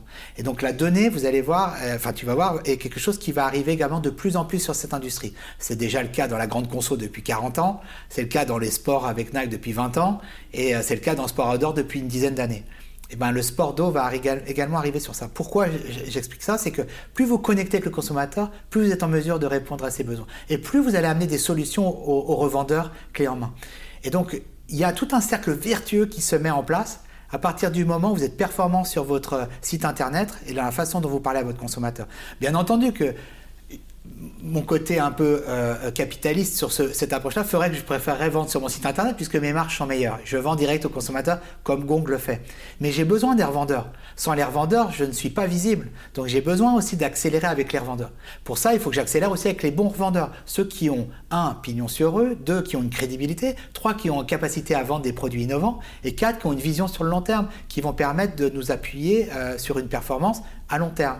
Voilà, c'est comme ça qu'on fait normalement un déploiement multicanal. C'est hyper intéressant ce truc sur la donnée. Je vais donner un exemple sur l'importance de la donnée. Moi, par exemple, j'ai ce podcast, j'ai des milliers de gens qui écoutent via Deezer, Apple Podcast, Spotify. Je ne connais pas une personne.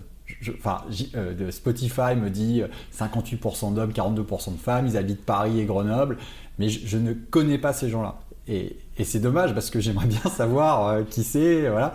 Donc c'est pour ça que j'ai une newsletter, un site web en direct pour avoir mes données à moi, pour comprendre c'est quoi mon marché et qu'est-ce que je dois pousser comme produit, parce qu'en fait Apple Podcast et Spotify ils me disent pas en gros ce que je dois faire. Non. C'est ça. C'est exactement ça.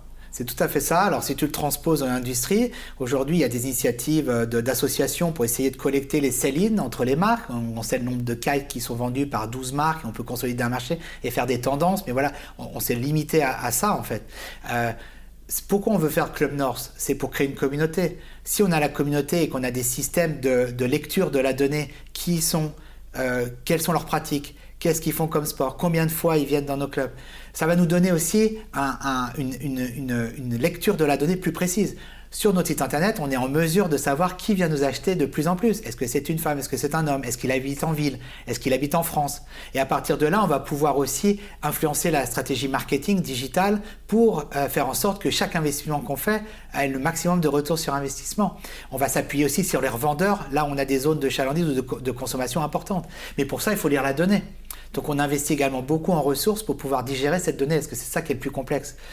Donc c'est pour ça que je crois beaucoup aussi dans les clubs et dans cette dynamisation via les clubs pour pouvoir accéder en fait aux pratiquants et à l'usage du pratiquant. Ouais. En fait, ce que tu dis, c'est que déjà les shops te partagent pas forcément la donnée, donc tu sais pas vraiment. Ils n'ont pas de données. La plupart, ils n'ont même pas de système caisse. Donc toi, tu sais pas qui utilise tes kites, mais tu dis, et c'est aussi pour ça qu'on demande souvent de s'inscrire avec le numéro de kite, machin, en SAV là, parce que du coup, hop, toi, tu récupères l'information, et toi, finalement, les clubs, ça va aussi te permettre de donner une nouvelle chance à ces gens qui ont acheté ton kite de connecter avec toi directement. Potentiellement, ou alors avec des clients stratégiques.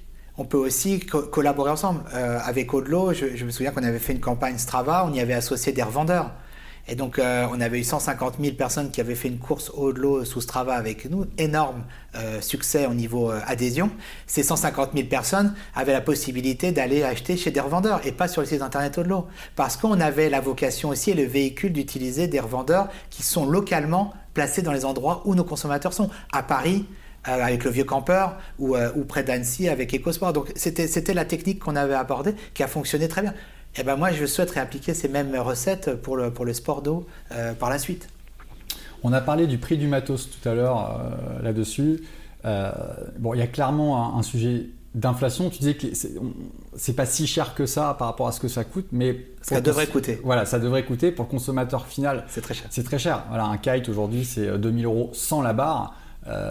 600 € maintenant une barre, c'est 2 ou 3 fois le prix que ça valait honnêtement il y a 20 ans. Ouais. La dernière fois que j'ai dit ça à Raphaël Salle, il a levé les yeux au ciel en disant c'est pas vrai. Je lui ai dit je te promets, moi j'étais importateur de kite, une barre ça coûtait c'était en francs alors, 50 balles. C'était en euros. Non mais tu as l'inflation déjà, on ne peut pas comparer malheureusement. Une voiture aujourd'hui c'est 50 000 €, ça valait 15 000 €. Et bon, malheureusement tout a pris beaucoup de... Moi je pense, j'ai l'impression qu'il y a l'inflation. Il y a aussi une histoire de positionnement prix. J'ai l'impression que le marché est en train de se diviser entre deux choses.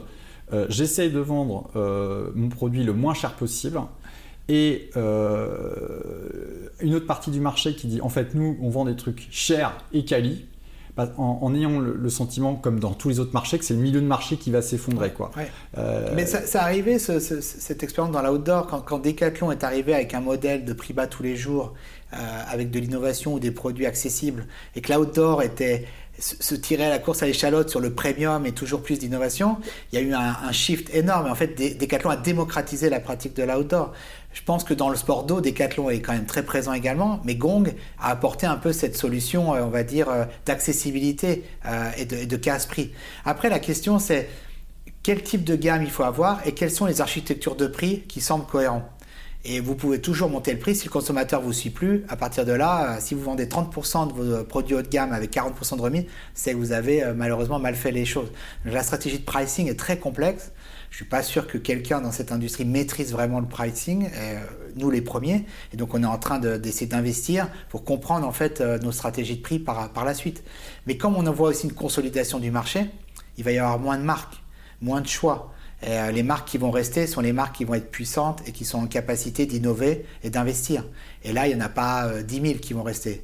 Il y a beaucoup de marques qui vont ou rester mais vivoter ou qui vont disparaître. Ça, c'est les tendances. On le voit dans l'industrie outdoor. On voit des revendeurs qui ont disparu, des marques qui ont disparu. C'est la même chose dans le sport d'eau. Cette consolidation va s'opérer. Donc, qui va rester et comment on va réussir à intéresser le consommateur? Pour moi, c'est innover. Toujours être dans la performance. Pour moi, c'est être capable de proposer des produits accessibles quand même dans sa gamme. pas toujours être sur du très haut de gamme. C'est être capable d'avoir une architecture de prix très haut de gamme, milieu de gamme potentiellement et entrée de gamme. On voit qu'il y a une polarisation, tu l'as très bien dit, entre l'entrée de gamme et le haut de gamme.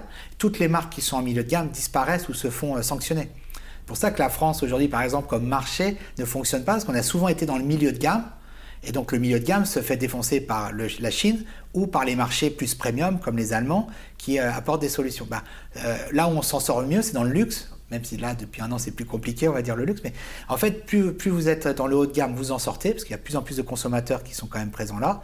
Il y a de plus en plus de gens qui ont des moyens, mais il y a également de plus en plus de gens qui ont... pour qui c'est difficile. Donc l'entrée de gamme est également stratégique. Et tout l'enjeu, c'est comment vous positionnez une marque qui doit être complète sur l'ensemble du prisme prix. Et je pense que North est en mesure de répondre à l'ensemble de ces cases prix. Donc il va falloir aussi qu'on soit capacité de proposer peut-être des produits plus accessibles. Moins techniques, moins innovants, mais plus accessibles au niveau prix. Ce qui n'est pas le cas aujourd'hui. Donc moi je te pose la question, est-ce que North c'est pour les pauvres ou pour les riches? Tu me dis c'est pour les deux messieurs. Tu me donnes l'exemple du luxe, mais Hermès ne vend rien pour les pauvres. Non, alors le luxe malheureusement est un marché à part. C'est là que le luxe est intéressant, puisqu'il y a toujours de plus en plus de gens qui veulent acheter. Il y a plein de gens qui n'ont pas les moyens, mais qui veulent, pour se différencier, acheter du luxe. Pareil dans les montres et ainsi de suite. Dans la voiture, par exemple. Parce que c'est un statut social et c'est une composante de l'individualisation et d'exister. Sur nos sports, il est important qu'on puisse répondre à tous les consommateurs. Et si on veut être global, si on veut être international, que ce soit North ou Mystique, on doit être en mesure de proposer des solutions pour tous les consommateurs. Est-ce que ça veut dire qu'on doit être sur l'entrée de gamme, c'est-à-dire aussi agressif qu'une marque peut l'être sur l'entrée de gamme? Potentiellement non. Mais si on propose quelque chose d'un peu plus cher, il faut que ça amène un bénéfice consommateur. Ça restera accessible. Donc après, on parle de price corridor. C'est jusqu'où un consommateur est prêt à mettre sur un entrée de gamme en harnais. Quel prix moyen il peut prendre sur Mystique sur un train. On est capable avec Mystique de proposer un Warrior à 280 € et on a aussi le top niveau avec le dernier innovation qu'on lance à près de 600 ou 700 € sur un harnais. Et donc avec Mystique, on est capable de faire un prisme très large sur le harnais. Le produit est différent, mais on répond aussi aux attentes consommateurs en fonction de ça. Excellent. Bon alors on a beaucoup parlé business, North et tout ça. Moi j'aimerais bien un peu parler de Cédric là. Parce que tu as quand même fait un truc rigolo, parce que tu es passé de Haut-de-l'Eau à North, on en a parlé. Ce qui est marrant, c'est que tu es passé de Annecy à Katwijk. Alors je le prononce très mal. Katwijk sur la mer. Donc là, on enregistre aux Pays-Bas, dans les bureaux de North. On est à 2 km de la mer. Il y a le spot d'un King of the Air qui a été fait récemment en Europe. Comment tu as convaincu ta famille et ta femme de bouger de Annecy, qui est quand même un peu le paradis, aux Pays-Bas, à côté de Rotterdam? Ça a été... Déjà, je pense que c'est sortir de sa zone de confort. Annecy, c'est l'endroit où je suis né. Ça faisait 10 ans que j'avais localisé la famille. On avait beaucoup bougé avant et on s'était dit, si on doit trouver une place où vivre, Annecy, c'est vraiment l'endroit idéal. Et j'ai eu 10 ans merveilleux à Annecy. J'ai toujours une maison, j'ai aussi un appartement au ski, donc je suis vraiment connecté. J'ai mes parents qui habitent là-bas, ma sœur. Donc, comment on s'est dit ça? On s'est dit deux choses. La première, c'est une expatriation, on l'avait vécu une fois avec Procter, alors en Suisse, c'était pas très loin, mais c'était hyper intéressant d'un point de vue familial, notamment pour les enfants. Et là, c'était l'opportunité de revivre une expatriation pas si loin de la France et offrir à notre fille qui avait 8 ans, alors que nos 2 garçons l'avaient vécu, cette expatriation. Et donc, on s'est dit d'un point de vue famille, expérience familiale, c'est super enrichissant. Et on l'avait valorisé avec Procter quand on était en Suisse. Donc, mon épouse, elle a dit, moi, je suis tout à fait ouverte à tester et à aller dans une aventure. Elle déteste le froid, donc quand j'ai dit que c'était Katwijk et c'était le nord de l'Europe, c'était un peu challengeant. Je peux vous dire, aux Pays-Bas, le ciel est bas. Après, je suis commercial, et donc j'ai su vendre à mes enfants, mais dire à mon fils de 16 ans de quitter ses copains, c'est un foot snowboard, il skiait 50 jours, je pense, par an, lui dire qu'on allait dans un plat pays, loin des montagnes, pour lui, c'était un déchirement. En plus, il est né à Annecy, donc pour lui, c'était un déchirement. Après, je pense qu'aujourd'hui, rebouger d'ici, ce serait compliqué, parce qu'il a adoré sa vie aux Pays-Bas. Et c'est vraiment un pays intéressant, avec des villes hyper intéressantes, un art de vivre hyper intéressant, une connexion à la mer qui est présent. Et franchement, c'est une vraie découverte. Et je ne m'attendais pas à vivre aussi bien. En plus, il paraît qu'on a eu une météo très clémente, donc on a quand même eu une chance absolue. Donc voilà, c'est comme ça qu'on a pris le pas. Mais c'est vrai que quand tous mes amis ont dit tu quittes Annecy, c'est vrai que pour aller aux Pays-Bas, mais qu'est-ce qui t'est passé par la tête? Et pour moi, c'est toujours ce qui m'a animé dans ma vie, c'est sortir de sa zone de confort, ne pas accepter le statu quo, essayer de se challenger, remplir sa vie de choses qui animent. Donc la vie professionnelle est quelque chose, offrir à sa famille une vie trépidante et faire en sorte que on anime, on se nourrisse d'expériences. Et des fois d'aller vers quelque chose qui n'est pas maîtrisé, ça peut faire peur, mais c'est à la fois hyper intéressant et hyper motivant. Et quand vous faites face à l'adversité ou à la complexité, vous sortez un peu d'une routine. Donc du coup, ça devient hyper piquant et donc la vie, elle devient hyper passionnante. Donc moi, j'adore ces moments-là. Mon épouse aussi, je pense, elle a été animée. C'est vrai que ça faisait 10 ans, on pantouflait pas, mais 10 ans qu'elle disait, écoute, on va être là à la retraite, je sais, Cédric, qu'on va vivre à Annecy. Est-ce qu'on pourrait pas s'offrir 2 ou 3 parenthèses avant la retraite? Et je suis prêt à te suivre là où tu seras bien. C'est à toi de me dire si le poste que tu prends te plaît. Donc voilà comment on a fait le saut et on le regrette pas du tout. Même si les montagnes me manquent, même si Annecy me manque, même si les copains me manquent, des fois il faut être égoïste sur la famille. Tu fais quoi comme sport alors quand tu es ici? Course à pied, mais j'adore le trail. Bon là, il y a quelques dunes. Je vais acheter un vélo. Je me suis mis au vélo de course avec des copains. Je me suis mis au kite. Par contre, l'eau est froide, donc j'ai kité grâce à mon boulot. Je voyage énormément, donc j'ai cette chance-là qui est assez incroyable aussi, cette industrie. Donc voilà, je me suis mis un peu au sport de glisse. J'ai mes beaux-parents qui habitent l'île de Ré, donc c'est exceptionnel. Donc ça y est, je me suis mis enfin au kite. Et prochainement, je vais m'attaquer au wing foil. J'ai essayé foil assis, j'ai adoré. Donc voilà, je ne vais pas devenir un addict, mais je reste passionnément dirigé sur le ski. Et le ski, c'est quelque chose où on va 3-4 fois par an et on continuera à le faire de façon intense. Alors, est-ce que quand il y a du vent, là, il n'y a personne dans les bureaux, là? Comment ça se passe, là? Moi, je suis le seul qui reste au bureau. Ils sont tous là, ils regardent les feuilles frémir et ils sont tous partis. Et toi, t'es à l'aise? Tu vois tout le monde qui se barre à 16h en mode il faut que j'aille chercher les enfants. Après ils testent, ils ont besoin de tester, ils ont besoin aussi de vivre de la passion. Pour moi, ça fait partie de la récompense d'être dans une industrie comme ça. Et ils comptent pas leurs heures non plus. Donc je suis vraiment le dernier à contrôler le temps qu'ils y passent, tant que le boulot est délivré, tant que les résultats tombent, tant que l'équipe est passionnée, tant que les teams est énergisé derrière. Ce qui est complexe, c'est quand ceux ne pratiquent pas voient ceux qui partent pratiquer. Il ne faut pas que ce soit trop récurrent. Mais on offre aussi des bouées d'oxygène à ceux qui ne pratiquent pas. Ils peuvent faire du sport, ils peuvent faire du sport en journée. Enfin, c'est-à-dire, moi, je n'ai vraiment pas cette culture du contrôle au niveau de l'engagement. À partir du principe où les gens sont dans l'équipe, ils sont à 200% dans l'histoire. Et plus vous laissez de liberté, tant que vous êtes crédible en tant que leader et tant que vous donnez une feuille de route et que les gens sont motivés et savent pourquoi ils se lèvent le matin, le pire, c'est quand ils ne savent pas pourquoi ils se lèvent le matin et qu'ils viennent au bureau et qu'ils n'ont qu'une envie, c'est de se barrer parce que ce qu'ils font, ils détestent. Donc mon objectif, c'est de chambouler le statu quo et la routine pour faire en sorte qu'ils bougent sur des jobs où ils se disent « Ouah, ce que je fais tous les matins, ça m'anime ». Et oui, le sport, ça m'anime, mais ce que je fais, ça m'anime encore plus. Et ça, c'est la bonne liaison entre le monde du travail et la vie personnelle. Tu vas donner envie à plein de gens là, de venir bosser dans l'industrie ou chez North. On recrute. Donc, vas-y, tu recrutes qui? Tu recrutes quoi? Là, on recrute plusieurs profils. On va certainement ouvrir plusieurs postes sur les semaines qui vont venir. On recrute différents métiers, que ce soit de la finance, on recrute du product manager, du designer. On recrute sur la partie marketing, copywriting, art design. On a recruté dans l'innovation, portfolio management. Donc, à chaque fois, on a pléthore de gens qui postulent. C'est là que tu vois l'intérêt, c'est qu'on a des centaines de candidats.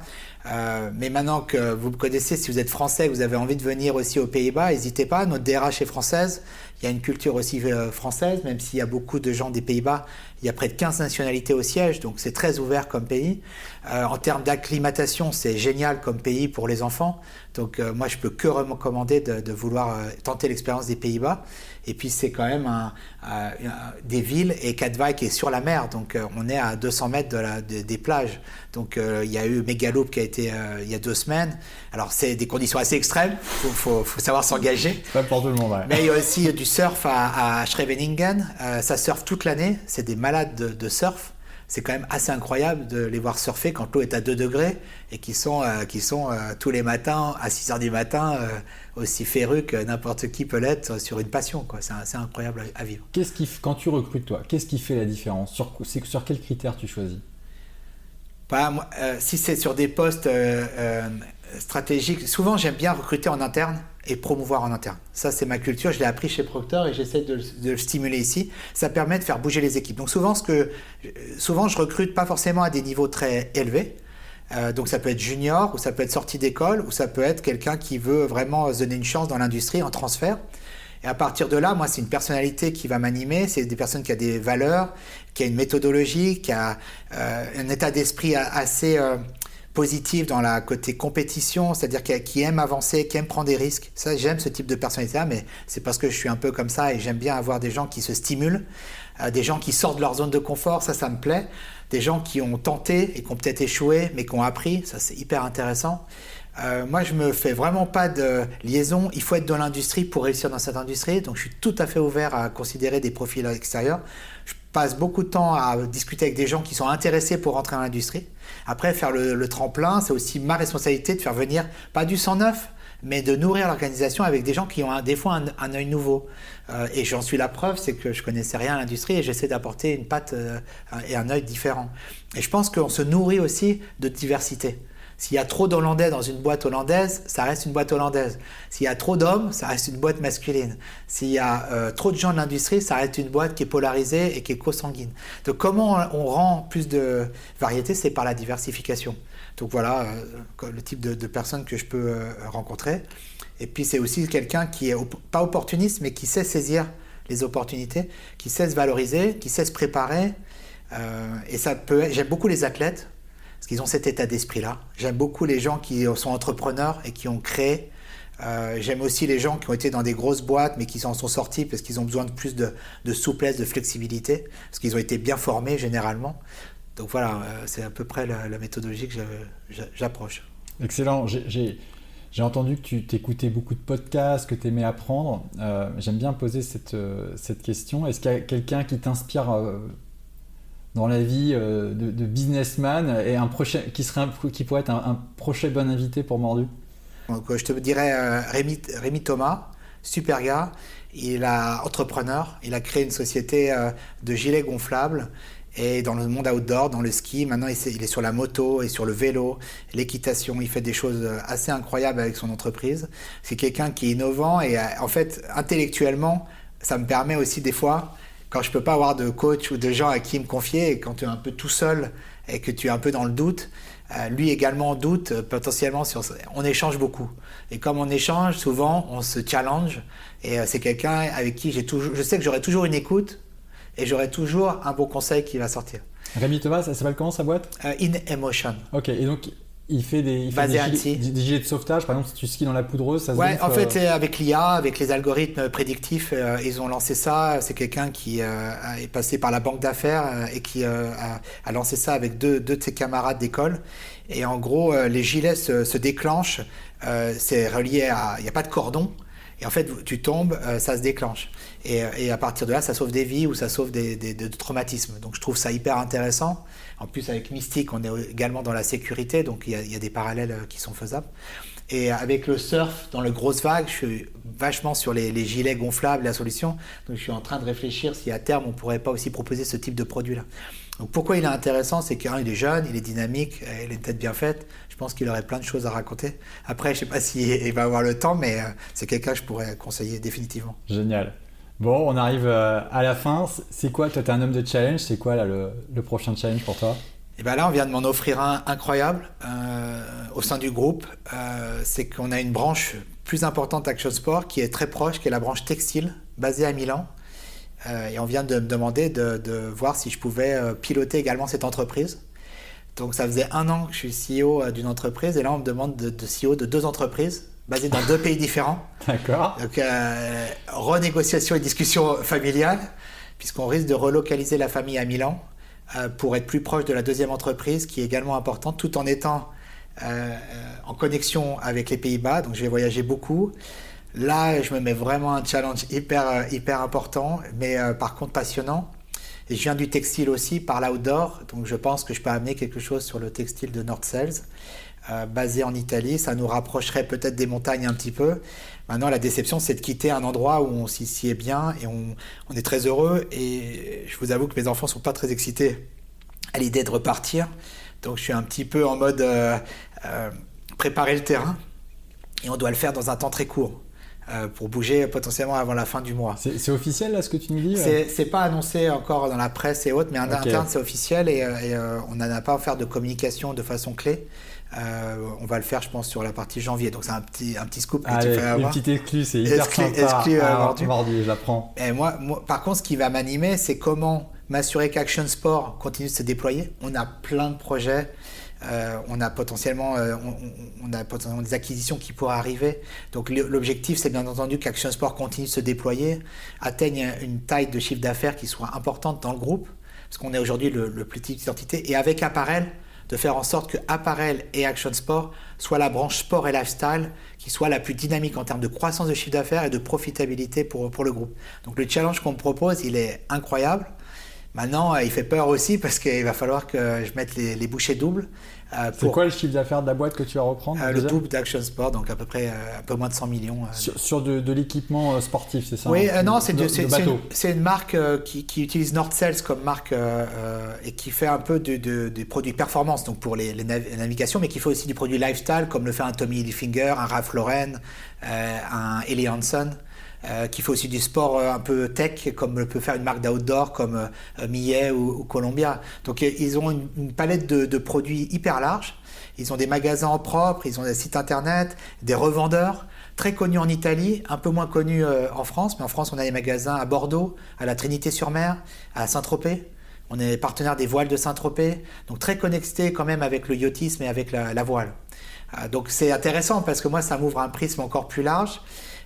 On a Mystic Apparel qui est présent ici mais qui n'a pas encore déployé tout son potentiel. Potentiellement, on pourrait utiliser aussi Nord Sales Apparel par rapport à Mystic Apparel. Donc il y a énormément de projets qui vont être en jeu et il va falloir que j'arrive à absorber cette complexité supplémentaire. Donc voilà mon nouveau challenge qui m'anime pour les semaines à venir. Merci pour l'exclu. Tu m'as tendu une perche, je vais être obligé de la saisir même si j'étais en train de clôturer. Vous voulez acheter des boîtes, ça veut dire qu'est-ce que vous voulez acheter comme boîte?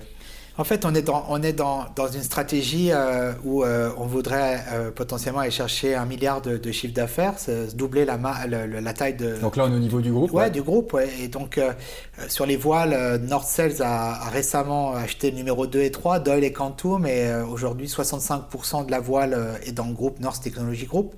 Difficile d'acheter plus, parce que sinon, vous êtes en position d'extra dominante.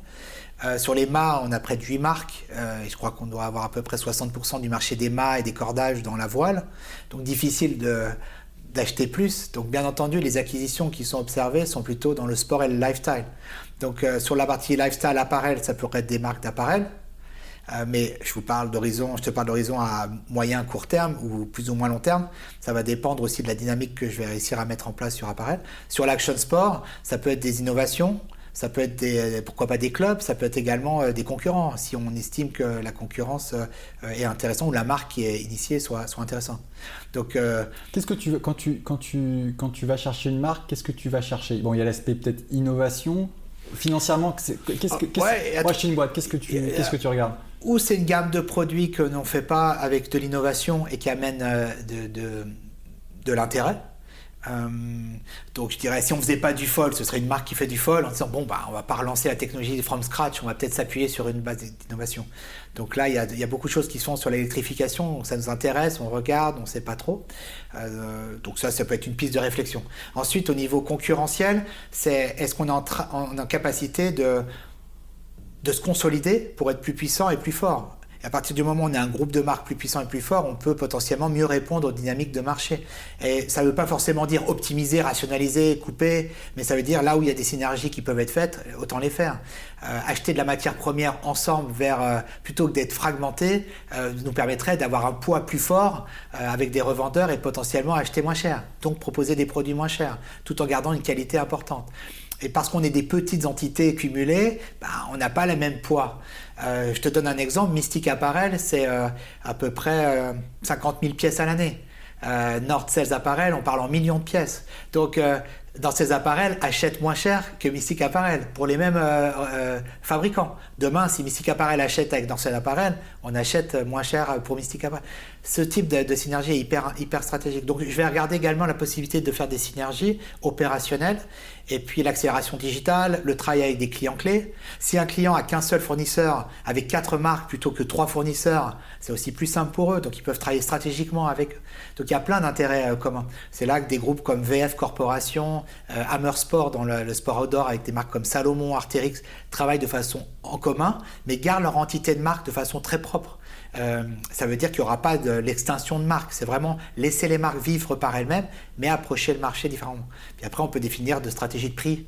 Donc là, on peut rentrer dans des détails très longs, mais on peut aussi avoir une approche de prix qui soit plus cohérente. Adresser tous les marchés, l'entrée de gamme jusqu'au très haut de gamme. Voilà, exactement. Avec différentes marques. Donc, sans dévoiler des stratégies, mais typiquement, c'est comme ça qu'on fera nos arbitrages. Voilà. Bon, Cédric, merci. Ça va être un top épisode. J'espère, merci à toi en tout cas. Ouais, très très cool. Pas de doute qu'il sera très écouté par les petits copains du secteur. Merci d'avoir pris le temps, de m'avoir super bien accueilli dans ces bureaux de Norse. Et puis, à très bientôt. Merci d'être venu à nous. Et puis, je te remercie pour l'écoute et l'attention que tu as à nos marques. Et puis, à moi-même. Donc, bon succès à Mordu. J'espère que cet épisode de Mordu vous a plu. Si c'est le cas, n'hésitez pas à le partager autour de vous. Et pour nous soutenir, abonnez-vous sur votre plateforme d'écoute préférée et laissez-nous 5 étoiles. Ça nous aide vraiment à faire découvrir le podcast. Vous pouvez aussi nous suivre sur Insta, @mordulpodcast, pour les coulisses, les punchlines et les actus de la glisse et de l'outdoor. Et si vous avez des retours ou des idées d'invités, écrivez-nous directement, on adore échanger avec vous.